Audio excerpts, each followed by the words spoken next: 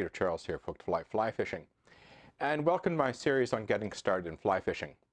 In this video we're going to look at a fly line rating system, and the reason why that's important is when you go looking at fly rods and fly lines, you keep hearing people talking about 4 weights, 5 weights, 8 weights, 10 weights, and they're talking like it means something, and you're going, okay, what are they talking about? Well, there's somewhat of a relationship between the line rating system in fly fishing and the pound test, the breaking strain of conventional lines. So for example, in conventional tackle, we could have a 4-pound test mono, 15-pound test Power Pro, 100-pound test line for pelagic species in the ocean. You've got all these different breaking strains, and they're related to rods. I mean, think about it. You won't put a 100-pound test on an ultralight spinning rod, and you wouldn't put 4-pound test on an open ocean trolling rig. So, the fly line and the conventional tackle line, the mono or the Power Pro or the braid, has to fit the rod and has to fit the fishing purpose. So in fly fishing, we talk about line weights as a way of describing how big the line is, how much of a fly it can cast, how big a fish it can land.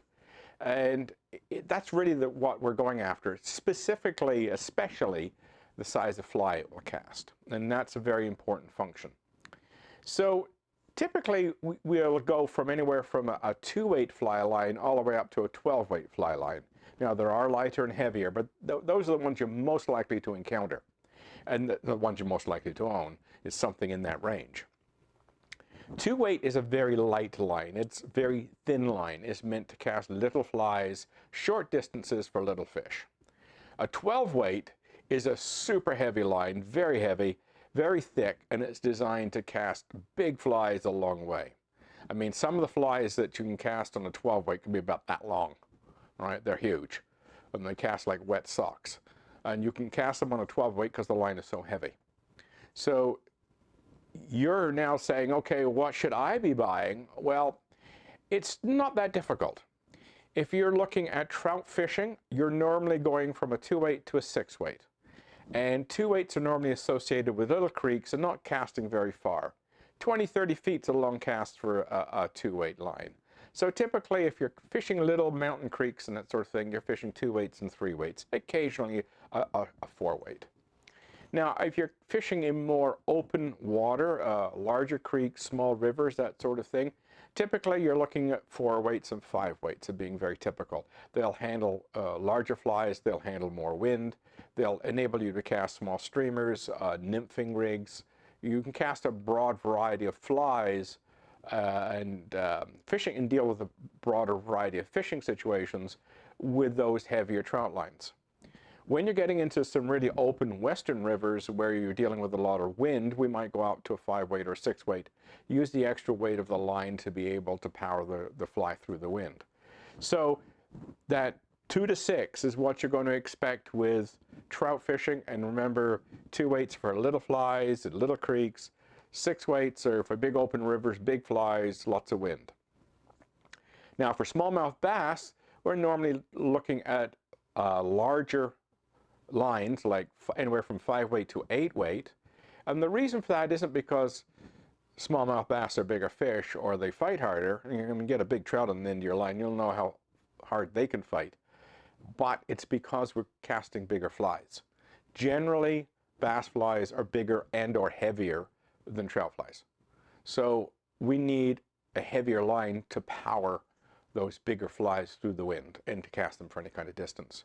So a 5 and 6 would be typical for, more modest sized bass flies. And when you get into the really big bulky ones, we're going to 7-weights and 8-weight lines to be able to power those big bass flies through the wind. Now, if we're going up to pike, the flies get even bigger. So typically you're going to see with pike, you're going to go anywhere from 8-weight to 10-weight because those flies are so large. And if we're getting into muskie, well then the flies get even bigger and we're looking 10-weights to 12-weights.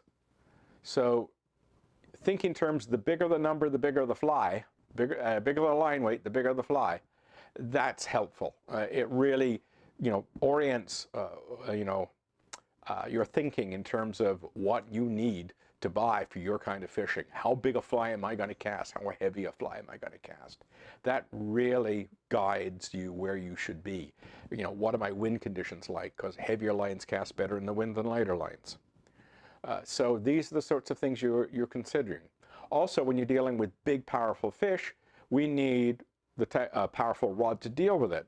So rods are matched to the fly line. So if you're buying a 10-weight line, you're also buying a 10-weight rod, which is a lot more powerful rod than a 2-weight rod. So I could handle a big striped bass on a 10-weight rod, but I wouldn't have a prayer trying to deal with that same fish on a 2-weight. So sometimes we're not necessarily going at bigger flies, but we're going for more powerful fish. So we have to go up in line weight to be able to handle the stronger fish. I mean, striped bass can get upwards of 50 pounds.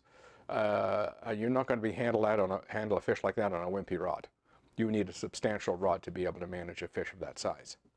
So there is a relationship between also the size of the fly line and the strength of the fish we're dealing with. So when it comes to the rods, when somebody says a 4-weight rod, what they're talking about is a rod that's designed to handle a 4-weight line like is what is on this reel. So I would have a 4-weight rod, that's a 4-weight line, I put the two together and I go fishing. It is really that simple. This is a 6-weight line, I'd put it on a 6-weight rod.